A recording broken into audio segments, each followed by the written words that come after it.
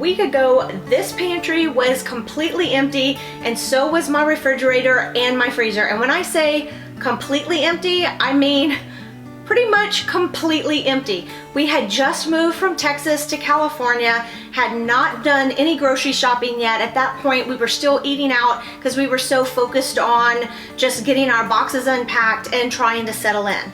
Then I realized that things were starting to get bad with the coronavirus, and there was a good chance we were going to be quarantined.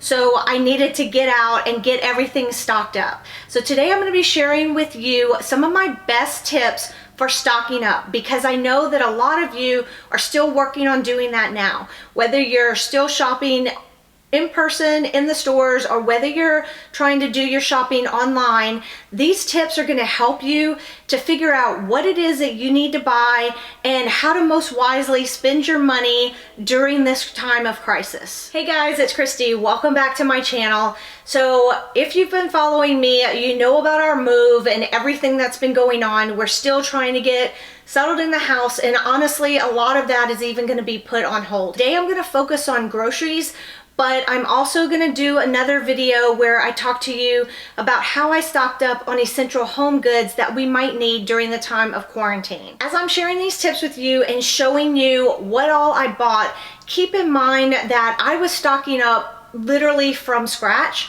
because of the move. You will not need to necessarily buy as much as I did or all of the things that I did, simply because you probably already have some of these things at home. So what I want to do is to help you with your shopping and try to help you save as much money as possible in the process so that you're not overbuying. And also, we want to be careful at this time about doing too much hoarding so that there are things left for people who need it. Because even right now, we all know the store shelves are either emptying out pretty quickly or are already empty, depending on where you live. My first tip is to buy things you already eat. At times like this, it can be very tempting to buy a lot of things that you don't normally eat. If you don't eat tuna fish, try not to buy tuna fish right now unless that's all that's left to buy, because you're likely not going to eat it and you're just wasting your money. So focus on finding foods that you know you like and already would be eating anyway. My next tip is to create categories of the different types of items you need and to prioritize the categories themselves and the items within the categories.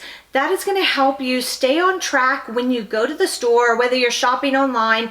It helps keep you focused on what you need. It'll save you time in the store, getting around the store faster, but it's also going to save you money, and it's also going to make sure that you're getting the most important items first so that your budget is going to those items before you go to any of the things that might just be extras. Some of the categories I used were proteins, carbohydrates, and I divided that into fresh carbohydrates and dry carbohydrates. Then I had cooking staples, so that would include things like your cooking oils, your spices, maybe vinegars that you use for cooking, any of those types of things. Condiments would be another category, and then I also had a category for drinks, so I knew that I was going to want things like tea that I could brew at home. I also bought some jugs of tea that were already made, and then I also bought other types of drinks like sparkling water and kombucha and just a few of the other different drinks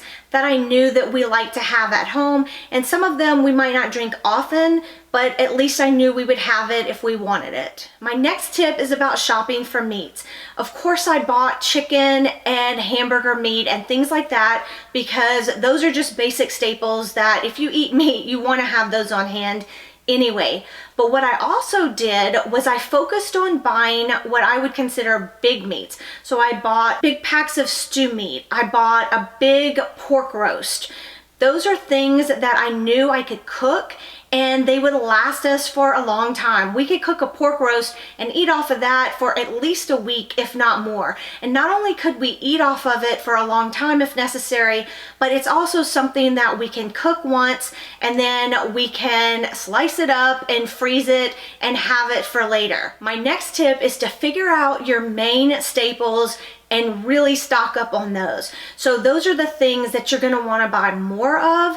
and other things you might still want to buy, but you don't need to buy quite as much of it. We love rice and Whitney loves pasta. So I knew that if I bought a lot of rice and pasta, even if that's all we had to eat, we could eat that for quite a while. And it's also things that we can use and create lots of variety with. There's lots of ways we can cook rice and eat rice with different dishes. There's ways to spice it up and do different things with it. The same with pasta. So I made sure to buy a lot of rice and pasta.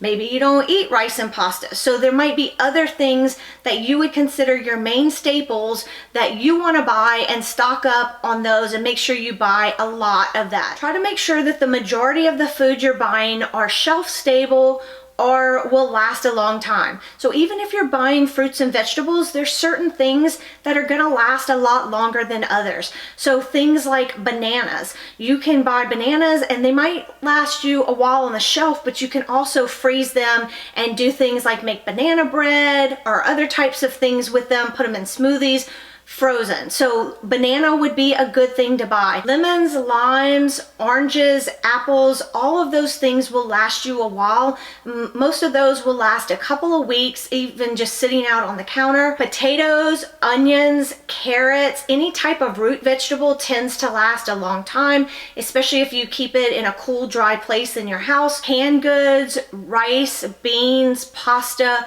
all of those types of things, peanut butter, things like that will last you a long time. Some refrigerator foods that will last you a while are eggs. They will last you even longer than the date. So keep in mind that a lot of the dates are just recommendations. It doesn't mean the food actually goes bad on that date. So eggs, I find, will last a lot longer than even the date on the carton says. You'll know an egg is bad by the smell. The same thing with cheese. Hard cheeses will last you longer than soft cheeses will, and they also freeze better than soft cheeses. So stick to buying hard cheeses. Another thing I bought were some cured meats because I knew those would also have a long life. And even though they won't last indefinitely, their shelf life in the refrigerator is longer than other foods. My next tip is to think about variety. When you're stocking up, even though we know this is a time of crisis, we are all still gonna want some variety in how we eat, unless you eat pretty simply to begin with. Being at home, we're gonna be craving variety even more. So keep that in mind as you do your shopping. Buy as much different types of foods as possible, and also buy foods that you know you're going to be able to use in different ways. There's so much I can do with rice. I could make fried rice. I can make rice and gravy. I can just eat it plain with butter and a sausage on the side. There's so many ways that we personally eat rice, so make sure you include items that are versatile and that will allow you to have variety with your meals. And lastly, remember to include some treats. So there might be things that you don't eat often that are just a nice treat for you, or you just like to have chocolate. If you're like me, I love chocolate. I don't know how I would go without it.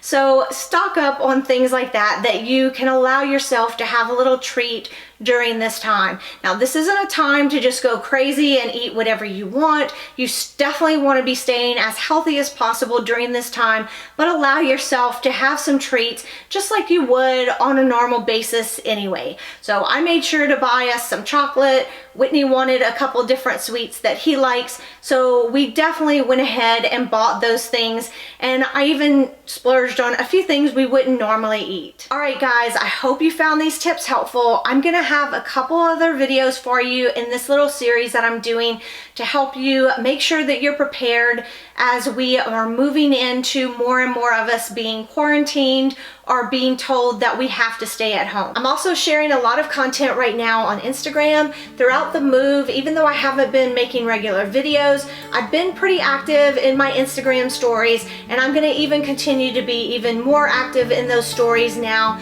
so that I can bring you content on a regular basis. So make sure you follow me there at Inspired Living with Kristi. Hit that subscribe button and turn on your bell notifications, because I'm going to be having regular videos now. I'm settled enough, and with everything going on, I really want to get back to bringing you regular content here on YouTube. Guys, as always, thank you so much for watching. I appreciate you more than you know. Be safe, and I'll catch you in the next one. Bye.